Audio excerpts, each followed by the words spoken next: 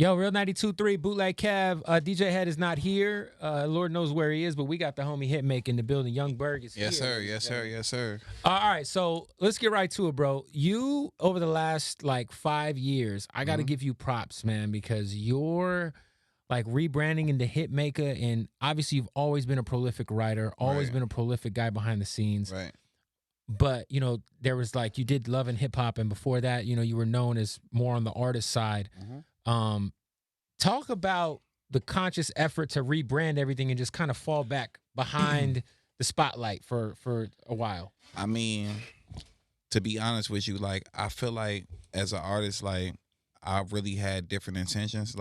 Once everything started happening to me behind the scenes or whatever, I decided, yo, I really want to do a whole different transformation. I want to go and just rebrand myself and do something different. And I felt like if I could play a trick on the game, and just change my name and just present the music and people love it, then I would be here right now.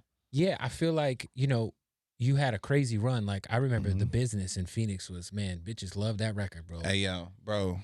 I ain't gonna lie, the Business still ring off right now. For sure, especially it's still fire right now. Especially you play one of the last 3 or 4 songs in the club. What? It's still fire right now. So it can be a lot of slow, That was the last thrusting. of it though. That was the last of it though. It was we got to get back to that too. I think with my next single, after this first single, I'm gonna drop. I want to get back to that, because that was the last of a bitch being backed up on you in a party. It was like that. It was like Pretty Ricky Grind on Me. It was like one of them moments. There ain't been a record like that. I feel like the No Guidance record kind of got it a little bit. Oh no, it got it, but it's a little too polished. No, you're right.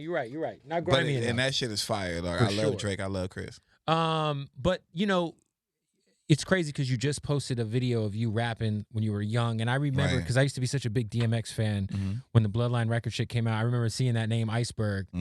I had obviously never really put the connection together until probably a few years after you were popping. But at what age was that when you signed that deal with DMX? I think I was probably 15, 14, something like that. Straight out of Chicago. Yeah. I lived a crazy life, bro. I dropped out of high school in 9th grade, and I ain't encouraging nobody to do that. But I was just so influenced and chasing my dream. My first demo was entirely produced by Bugs, No ID, and Kanye West.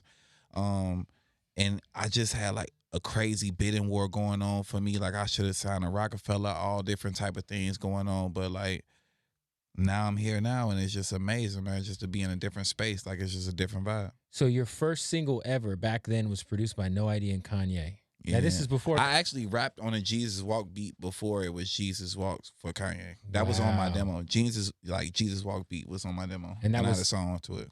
And was this because a lot of people know Kanye, got his chops under No ID. So was this prior to Kanye and Bugs, they still work together very closely right now. And Bugs is my mentor, and he was the first person to really produce me.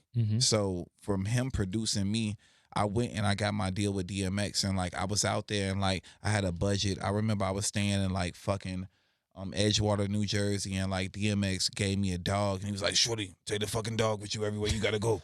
And I'm like, "Dog, what you mean? I'm a kid, man. You want me to take care of a dog?" So I'm taking a dog, and my dog is moving around, it's shitting in front of Leor's office, and doing it. And DMX was so on fire at the time that it didn't matter.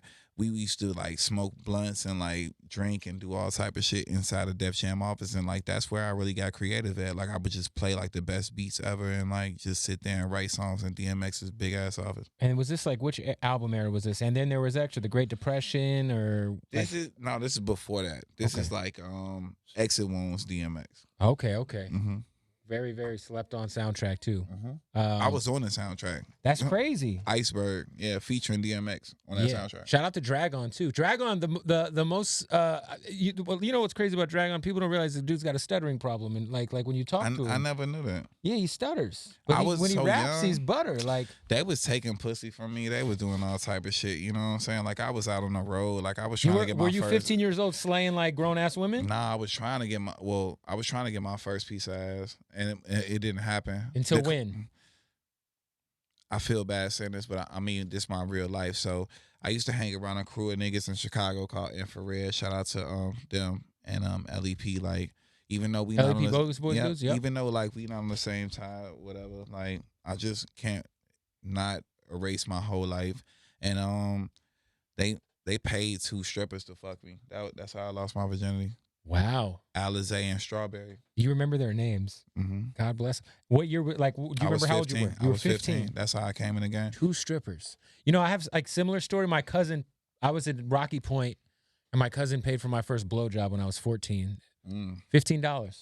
God bless. I don't remember the Mexican stripper's name, but it might have been Alizé or Strawberry. Hey man, God bless the big homies, I guess. God bless her, bro.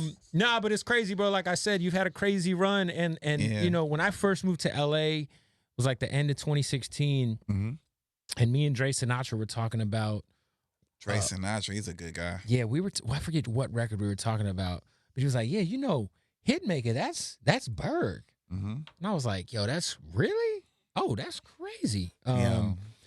Like, when it comes to your production style, I know you have a lot of producers under you. I know, you know, shout out to Ayo and Keys, and I know you got some real dope people you work with. But like, what is your process like when it comes to just making the music? When it comes to making the beats? For me, it's pretty much like I just go. It could be a various of situations. Like those guys are so creative and they're so dope that they could send me something and it's just like a beat, and I'm like, oh, this is great. Let me switch this, change this, write this song on top of it, get it to the artist, add the feature, do this, you know what I'm saying, get the song mixed. Or it could be other situations where I work with a guy named Paul Cabin, where I did 2 Chainz and Ariana Grande Rule the World, and like Huge record. That was like, it is a sample, like, you, because it is A. Marie, but it wasn't, but it was played. Everything you replayed the sample. Everything was played. So like even Leighton Green's song or any song Leave You that I Alone do, record? I replayed everything from the jump. And that Leave Him Alone was actually my artist record first, and we did the demo, and we went in the studio, and I'm like, yo, I want to get Young Miami on this, like, and like I was in the studio just like turned up, and that's why I'm talking through the whole song or whatever. I never really go in the booth and like go too crazy like that, but that was one of those special ones, like, for real. That record brought back like that 0203 Sierra energy that's been missing, bro. Yeah. I heard that record, I was like, this should sound like some like, you know, that vibe. That I got like 6 records in the top 50 on Urban right now. That's a beautiful thing, man. Well, yo, give yourself because for people who are watching this that just know you from Love and Hip Hop, like, let everybody know like which records you got out right now. Fuck Love and Hip Hop. But I'm saying there's people who are watching this who don't know what the Hitmaka brand is. So let me run it down. I'm an executive. I'm on my way to be one of the big executives in the game. Facts. Producer, songwriter. I've written and produced in the last 2.5 years over 28 million. Period. So many records. 5 billion streams. I got like 6 records right now that's on the urban charts. I got 1 that's on the top 40. I got 1 that's on the pop charts. And I'm just living my best life right now. I think that the whole thing, I want everybody to understand me and want me to be inspiration for everybody that's even listening to this interview. I'm just like y'all. I sit there, I be on my YouTube all day, I deep dive, I watch people, I be trying to understand how this shit is done, how it works out, what is it, the real message, and what are people really trying to say, how I can progress. And the thing is that keep God first, work 24/7, and it really can happen. And the only reason I'm really dropping a single, honestly, like Thoughtbox, the record I'm coming with, was just to tell niggas like, suck my dick. Like, I'm back full circle. So, and then this record, you're obviously, when you're putting out records as Hitmaka, we're not going to hear you on the record. You put the record together, you A&R the record, you produce the record. Yeah. 100%. Yeah. I mean, it ain't too many people that can get 5 niggas on the record. Oh, it's a hell of a lineup. Yeah. Tyga, A Boogie, 2 Namir, Chainz. 2 Chainz, Meek. It's a crazy lineup. Shout out to Meek. Shout out to everybody. I'm assuming there's an album coming. Yeah. I mean, I could drop an album when I want to. Like, my whole phone, like, my phone is like, what's next? That's crazy. How many records you sitting on right now that you could drop as Hitmaka? No, records? I got 15 singles that's coming out that's not Hitmaka. Wow. Before the end of the year. That's crazy. Like, I didn't even know that Fat Joe's single was coming out today until I'm so record. deep in it. Yeah, Fat Joe featuring Cardi B and Unwell. Shout out to Cool and Dre. Yeah. That's crazy. Effortless. Talk about, because you're the brainchild behind the Mai Tai project. Yeah. which was a dope. I feel like super slept on album. Super slept on. I think it's one of the best things that I ever did, and I think that people will catch up to it.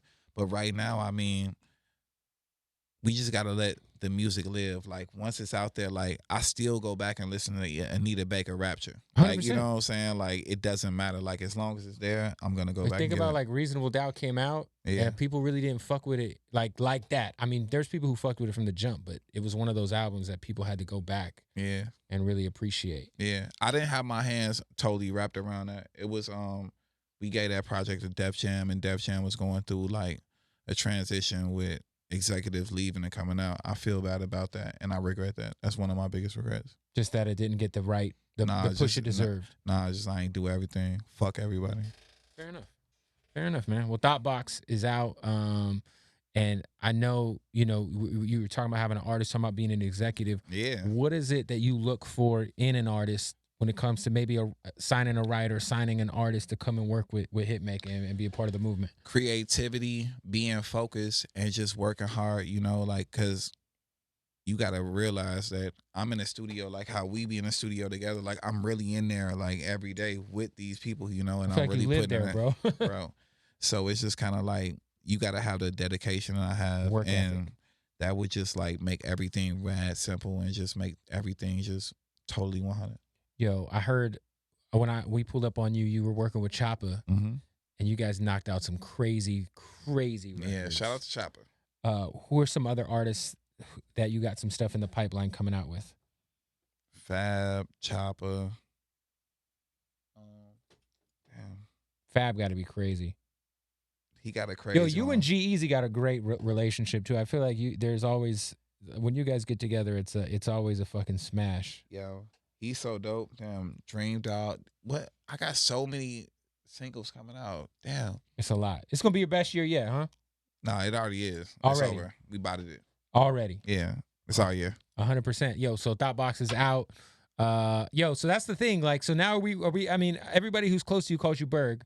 Obviously, the record's being released as Hitmaka. Will there be a resurrection of young Berg? No. Never. No. You know what, Kev, I can't even lie to you. Like, I aspire to be bigger than Craig Cowman, bigger than L.A. Reid, bigger than anybody that's an executive, bigger than Doug Morris, bigger than everybody. Like, I got mentors like Ryan Press, QCP, Tiffany J, like just real people that I've really had a real connection with that have showed me the game. And like, at the end of the day, like, I'm here to like take over. It's a beautiful thing. Yo, there you heard it from the man himself, man. Well, listen, new joint of the day. We got Hitmaka in the building. The song is called Thought. I'm going to let you introduce it for L.A., bro. Hey, yo, L.A. Turn up right now, yo. This is my new record, Thoughtbox, featuring Meek Mill, A Boogie, 2 Chainz, YBN, Amir, and Tiger. Woo! And you already know what time it is. It's a big tuh. Hey, yo, real quick, what the fuck does that mean? Because you've been saying that for a long time. Is that just your signature? It's kind of like a big fuck you. Like, okay, fair enough. All right, yo, Hitmaka, Real 92.3. Let's go.